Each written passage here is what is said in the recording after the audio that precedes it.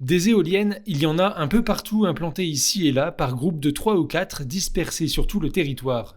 Combien y en a-t-il exactement? Il faut dire que la région est plutôt en haut du classement quand il s'agit de compter. En France, le Grand Est arrive en deuxième position des régions qui comptent le plus d'éoliennes. Elles sont principalement localisées en Champagne-Ardenne. Et la championne de notre territoire, c'est la Marne, deuxième département français avec ses 600 machines. L'Aube et les Ardennes comptent chacun environ 400 et 300 éoliennes. Et celle qui se classe en dernière position régionale, c'est la Haute-Marne. Elles font donc partie du paysage, mais ces grands mâts blancs qui peuvent atteindre les 100 mètres de haut posent parfois problème. Moi, je dis que ça dénature un petit peu le paysage. Est-ce que pour l'environnement, c'est un plus ou c'est un moins? Oh bah, je pense que c'est un plus quand même. Non, pas vraiment beau, quand même. Faut avouer que l'éolien, c'est pas très beau à voir. Ça gâche la campagne, on va dire ça. Autre point négatif, le risque pour les espèces régionales.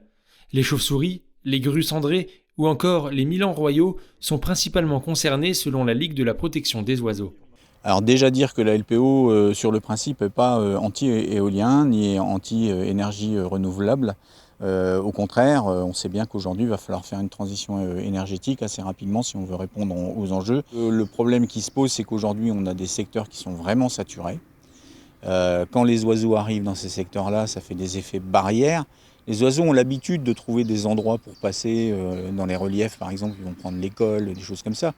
Mais à un moment donné, plus on va leur mettre d'obstacles, et plus ça va être gênant, et plus il va y avoir d'impact. Il ne faut pas oublier que l'éolien reste une énergie essentielle pour certains territoires, comme sur la communauté de communes Vitry-Champagne-Eder, où les éoliennes représentent une grande partie de la production électrique du secteur. C'est environ 800 000 euros, presque 900 000 euros de ressources pour la communauté de communes. Ça profite également au département, ça profite aux communes. Et donc il y a un vrai effort, en produisant de l'énergie verte, mais il y a un vrai effort de financement des collectivités locales. Maintenant, l'idée que nous avons, c'est de développer encore et d'aller vers des formes mixtes avec jumelées de l'éolien avec du photovoltaïque, de l'éolien avec de la production d'hydrogène par hydrolyse, pour que les éoliennes tournent plus longtemps. Et puis ce qu'il faut aussi considérer, c'est que l'éolien, c'est une technologie en développement. Donc les éoliennes qu'on a implantées il y a 15 ans, elles ont encore une dizaine d'années de vie. Celles qu'on implante aujourd'hui ne sont plus les mêmes. Elles ont plus de puissance et donc le rendement est beaucoup plus important. Les éoliennes qui vont s'implanter au fil du temps seront encore plus performantes. La région devrait accueillir de nouveaux parcs éoliens dans les prochaines années, comme à Lys en Champagne, situé en Marne, ou encore à Mont-des-Quatrefaux, dans les Ardennes.